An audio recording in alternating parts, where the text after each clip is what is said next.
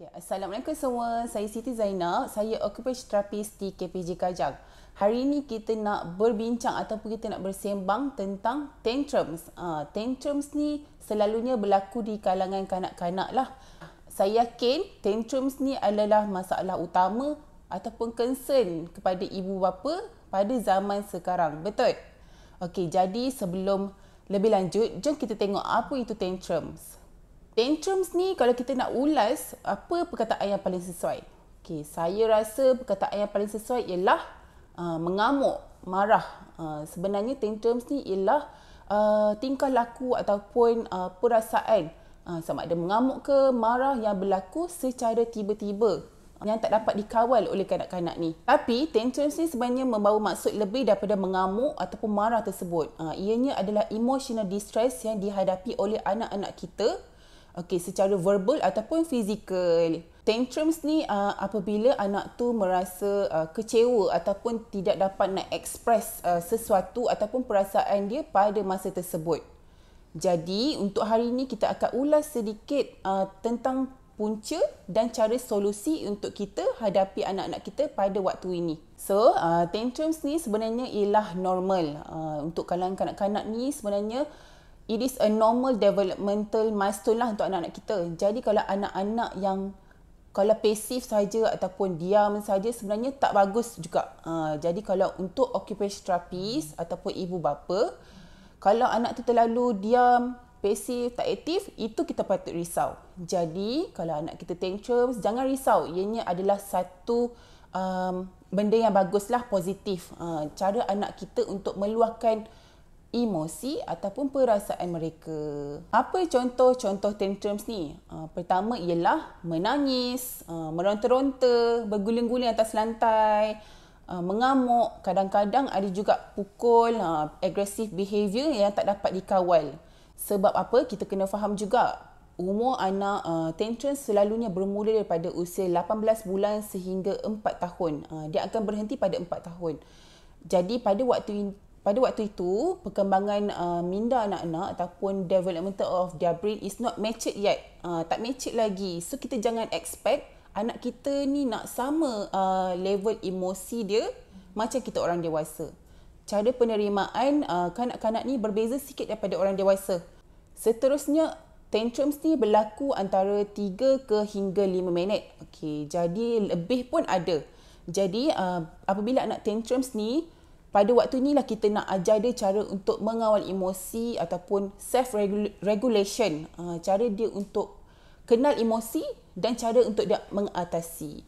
Jadi, kalau anak kita tantrums tu, kita jangan risau. Kita boleh teruskan dengan step-steps ataupun cara untuk tenangkan mereka. Tapi at the same time, kita akan mengajar mereka macam mana nak kawal emosi marah dan sebagainya. Seperti yang saya cakap tadi, usia kanak-kanak untuk start tantrums adalah pada umur 18 bulan sehingga 4 tahun. Okey, sebenarnya ada juga some cases yang start awal daripada 18 bulan dan berhenti lambat daripada 4 tahun. Ini adalah mungkin disebabkan beberapa faktor. Okey, contohnya mungkin disebabkan disiplin yang terlalu ketat, okey, personality mak ayah, personality mak ayah yang berbeza dengan personality anak. Okey, jadi ini semuanya adalah kemungkinan lah. Tak ada lagi spesifik kajian yang mengatakan tersebut. Ini based on my observation. Seperti yang saya cakapkan tadi, usia untuk anak-anak start tantrum adalah antara 18 bulan sehingga 4 tahun. Ada juga yang start lebih awal dan berhenti lebih lambat daripada 4 tahun. Kebanyakannya adalah disebabkan faktor genetik. Yang kedua adalah masalah peribadi mak ayah ataupun masalah personality mak ayah yang berbeza dengan anak. Okey, jadi yang saya cakap ini adalah kemungkinan dan cadangan. Jadi jangan risau, tak ada lagi kajian yang mengatakan, semuanya adalah based on my observation. Kenapa tantrums ni berlaku pada umur ini?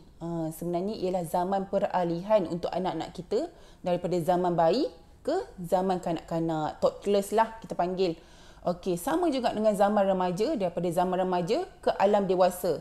Cumanya perbezaan adalah bila zaman kanak-kanak, daripada bayi ke kanak-kanak, diorang limited in emotion ataupun expression. Tapi kalau daripada zaman remaja ke alam dewasa, kita dah ada cara untuk riliskan emosi, cara nak ekspreskan apa yang kita rasa. Tetapi berbeza dengan bayi zaman kanak-kanak tersebut. Berbeza dengan remaja, anak-anak pada waktu ini tidak dapat menunjukkan apa yang mereka rasa dan susah nak belajar mengawal emosi. Jadi apa yang kita boleh buat ialah dengan ajar mereka untuk self-regulate their emotion. Seterusnya kita tengok fasa-fasa yang ada di dalam tantrums. Yang pertama ialah toddlers, yang kedua ialah preschool dan yang ketiga ialah school age. Toddlers ni selalunya berlaku tantrums adalah disebabkan oleh separation anxiety. Bila dia ada anxiety apabila berpisah dengan ibu ayah ataupun orang yang rapat dengan dia. Jadi dia fear to stranger. Dan yang kedua ialah egocentrism, rasa possession, temper of possession ni, tak suka sharing, tak reti nak sharing. Skill untuk turn taking pun tak ada. Yang ketiga ialah lack of language skill lah. Kemahiran bercakap tu berkurang. Ada kajian yang mengatakan jika kanak-kanak tersebut mengenali kurang daripada 50 kosakata, ianya adalah punca utama untuk tantrums. Ini adalah disebabkan anak-anak ni tidak dapat meluahkan apa yang mereka rasa dan dengan tantrums ni lah dia dapat ekspreskan apa yang mereka rasa. Seterusnya ialah fasa preschool. Fasa preschool ni tantrums berlaku adalah disebabkan oleh frustration. Frustration ni berlaku apabila seorang kanak-kanak ni dia nak rasa competent dan rasa nak successful. Sama macam orang dewasa yang dia keliling dia lah. Jadi bila dia tak dapat nak buat apa yang dia nak, jadi dia akan frustrated. Bila frustrated ni lah, dia akan start menangis, melompat dan sebagainya. Antara sebab lain adalah lack of waiting skill ataupun need of attention. Kurang mendapat perhatian dari orang sekeliling mereka. Fasa yang terakhir ialah school age tantrums. Tantrums yang berlaku pada waktu ini adalah disebabkan oleh fear, takut. Kita kena tahu bahawa anak-anak pada waktu ini tak dapat bezakan antara yang realiti dan fantasi. Contohnya, takut pada maskot, badut, hantu, dinosaur dan sebagainya. Ini adalah normal untuk anak-anak. Ada juga yang takut tapi kita orang dewasa di sekeliling mereka ni lagi provoke dan sebagainya. Jadi cuba elakkan provoking ni dan cuba kita share positive stories.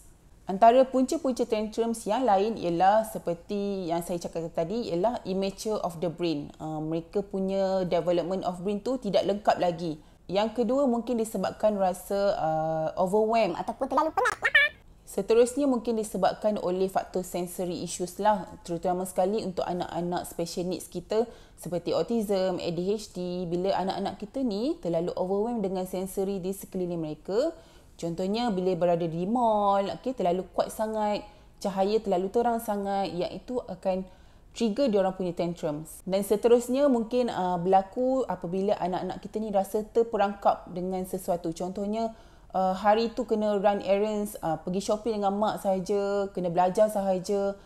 Dia tak ada masa untuk bermain. Yang itu mungkin juga adalah punca kepada tantrums. Dan yang terakhir sekali ialah manipulative tantrums. Manipulative tantrums ni berlaku apabila anak kita nakkan sesuatu.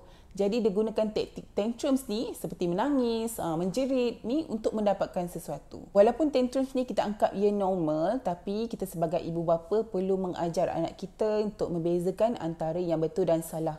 Jadi, jom kita tengok cara-cara untuk selesaikan masalah tantrum. Apa yang ibu dan ayah boleh buat ialah, pertama sekali apabila anak kita tantrums, yang pertama kita kena buat ialah kita sendiri kena sabarlah.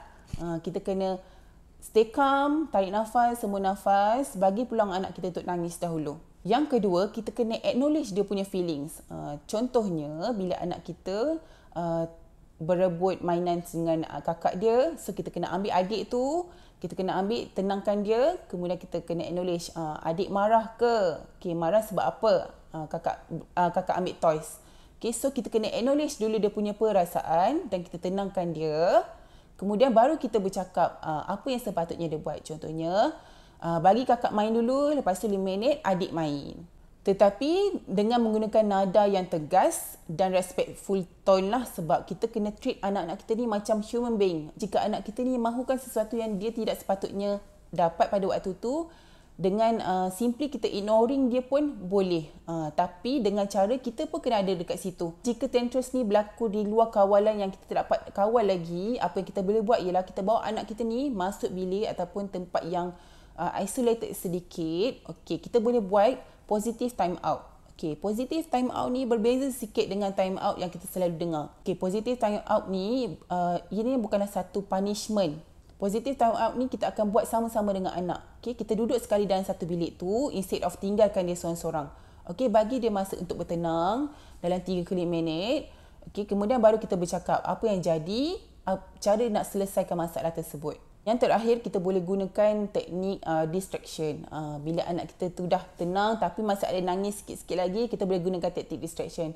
Contohnya, jom kita main toys ke, main cooking. Macam itulah kita nak distract anak-anak. Jadi dengan distraction ni, kita akan redirect dia to behaviour yang lebih sepatutnya lah. Okay, dalam situasi tantrums ni, kita kena cuba elakkan. Yang pertama ialah kita try to extinguish dia orang punya perasaan. Contohnya, jangan menangis, jangan sedih. Kalau boleh, elakkan. Sebabnya, kita kena bagi diorang rasa emosi tersebut. Seperti sedih, marah, okey? Jadi, cuba elakkan untuk kita padam perasaan mereka. Cuba elakkan diorang daripada rasa emosi-emosi tersebut. Apabila kita cuba elakkan anak-anak kita daripada meluahkan perasaan mereka, lagi stronger lah the tantrums. Kemudian kita kena elakkan daripada accidentally reward diorang punya tantrums ni. Contohnya, bila kita pergi di public ataupun shopping mall, anak-anak nak toys. At the end, diorang tak belajar pun cara nak mengawal emosi dengan cara yang lain. Antara tips lain untuk mengatasi tantrums ni adalah jangan never give to our child's demand during tantrums. Tapi kita tak ada pilihan untuk apa yang anak kita nak behave pada waktu tantrums, tapi kita ada full control untuk our own behaviour. Jadi, try to stay calm. Okay, bila you dah ada strategi tersebut, you try to bring it on lah. Jadi, kita akan bawa balik strategi yang kita belajar tadi supaya anak-anak kita akan kurang buat lagi tantrums ni di masa akan datang. Untuk mengatasi tantrums ni dapat membantu. Cumanya kalau kita buat sekali tu mungkin tak akan jadilah. Untuk kita pupuk cara anak kita untuk mengawal emosi, mengenal emosi ni bukanlah perkara yang jangka pendek. Dia memakan masa yang jangka yang panjang. Dalam 6 months ataupun setahun baru anak tu terbiasa dan dia pun dah faham dengan nada suara kita, dengan body language kita. Seterusnya, elakkan mentertawakan anak kita ketika dia sedang tantrums. Nanti dia rasa diri dia tak di-appreciate dan dipermainkan oleh orang sekeliling dia. Jadi dengan mengetahui apa itu tantrums, karakteristik dan cara mengatasi tantrums ni adalah satu powerful tools untuk parents untuk mengelakkan negative feelings and other consequences. Jadi ianya mengambil masa untuk anda kenal anak-anak anda dan untuk mengatasi mereka punya personality, tantrums dan sebagainya. Jadi apa yang saya share hari ini adalah semua dari pendapat dan pandangan saya sebagai occupational therapist. Jadi jangan risau, parenting skill ni ialah satu lifelong practice untuk kita kenal emosi anak-anak, behavior mereka dan build diorang punya personality. Okey. Jadi teruskan usaha anda untuk connect dengan anak anda dan jika memerlukan bantuan ataupun pandangan daripada pakar, boleh berjumpa dengan occupational therapist yang terdekat dengan anda. Okey, bye-bye.